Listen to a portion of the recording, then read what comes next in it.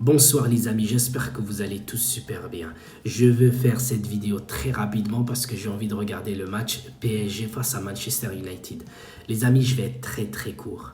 Pour la première fois, on a une Juventus avec Andrea Pirlo en Ligue des Champions. Après que Andrea Pirlo nous a régalé lors du premier match en Serie A face à la Sampdoria, aujourd'hui, il a au moins 3 matchs derrière lui et cette Juventus a gagné. C'était le plus important.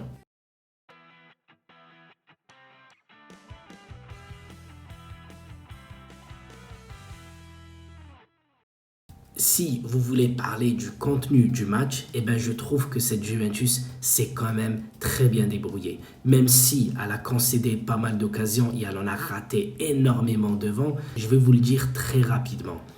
Si on parle de la défense, vous avez bien vu qu'Elini il est sorti sur blessure et on a vu à la fin du match aussi que Bonucci se tenait la cuisse. Et quand on voit que ces deux joueurs-là, ils ont 33 et l'autre, je crois, il a 35 ans, je vous pose même pas la question.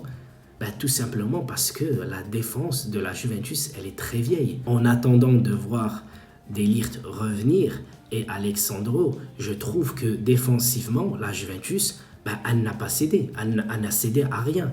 Après, le souci de cette Juventus aujourd'hui, ça a été Betancourt au milieu de terrain, il a été très décevant. Et après, il y a l'attaque.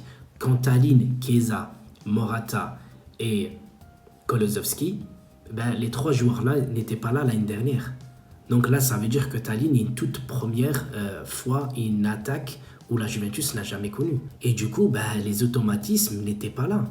La seule façon de marquer, c'était, vous avez vu sur le deuxième but, le centre de Cuadrado pour Morata, but, parce que Morata, il est très bon de la tête, il est grand, il arrive à sauter, il arrive à prendre le dessus sur pas mal de défenses.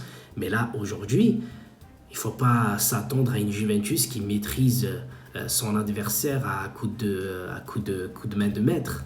Voilà, cette Juventus pour l'instant, elle progresse. Chiesa, il avait énormément d'occasions en première mi-temps où il en a raté pas mal. Il est très bon en dribble, mais derrière, comme certains le savent déjà, il n'est pas très futé de la tête. Parce que quand tu arrives à éliminer 1 ou 2 joueurs, essaye de faire une passe. Pourquoi toujours vouloir frapper? Et surtout, là, ce qui me rend encore plus fier de cette équipe, c'est la Juventus arrive à gagner, mais sans Dybala et sans Ronaldo. C'est ça. La Juventus arrive à gagner sans Ronaldo et sans Dybala. Les deux, ils étaient... là, il est rentré et l'autre, il est au repos forcé. Mais la Juventus, si vous voulez, on peut la juger face à Barcelone. Même si Barcelone est encore fatigué, etc. et tout. Mais c'est à ce moment-là qu'on pourra juger.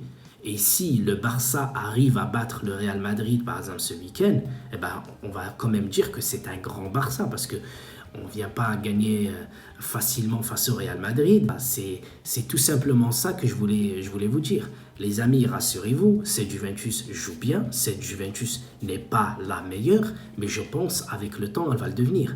Et surtout, la Juventus va jouer tous les 3 jours. Et si elle joue tous les 3 jours, ça veut dire que certains, tu vas les laisser au repos, d'autres, ils vont jouer. Regardez, Demiral, ça fait 2 matchs de suite qu'il joue avec la Juventus. En plus, il a joué avec la Turquie. Voilà, Demiral, les amis. Demiral, c'est le futur de la Juve. De Ligt, il est de retour dans le groupe. Peut-être ce week-end, il va jouer ou je sais pas. Franchement, je n'ai pas vraiment de mauvaises choses à dire sur cette Juventus. Si ce n'est le défaut de Betancourt, malheureusement, dans ce match-là, il a été très décevant. Mais quand tu rentres Arthur avec sa capacité de conserver le ballon, franchement, c'est un monstre. C'est un monstre, ce joueur-là. Après, tu as Dybala. Maintenant, Dybala, Arthur, Kulusevski, Ronaldo, Chiesa, même Bernardeschi. Tout à l'heure, il a fait longue transversale pour Chiesa. Franchement, c'était très beau. Voilà. Pour une fois, je vois que Bernardeschi essaye de trouver des solutions, essaye de faire quelque chose. Même si, allez, c'était que celle-là. Je préfère retenir les bonnes choses, les amis. Le plus important, la Juventus s'est déplacée à Kiev pour gagner le match. Elle l'a gagné, c'est super. Maintenant, là où il faut faire très attention, c'est de ne pas laisser la première place au Barça. Si tu veux éviter le PSG, le Real Madrid, peut-être, on va dire Manchester City, c'est à coup sûr, Chelsea et d'autres grandes équipes, le Bayern Munich entre autres, voilà, il faut finir premier. Voilà, il faut finir premier, il ne faut rien laisser au Barça. Et je pense avec le temps, la Juventus va s'améliorer de plus en plus. Les amis, je ne vais pas trop en rajouter parce que j'attends le match entre le PSG et Manchester United. Je suis impatient aussi de voir ce match-là, de voir ce que va faire Manchester et ce que vont faire aussi le Paris Saint-Germain. Et puis, j'espère que j'ai tout dit ou presque. Je vous dis à jeudi pour les vidéos de PES et le week-end prochain pour un match de la Juventus, tout simplement. On va se retrouver de façon assez rapidement, les amis. Allez, je vous embrasse tous et bonne soirée et Forza Juve!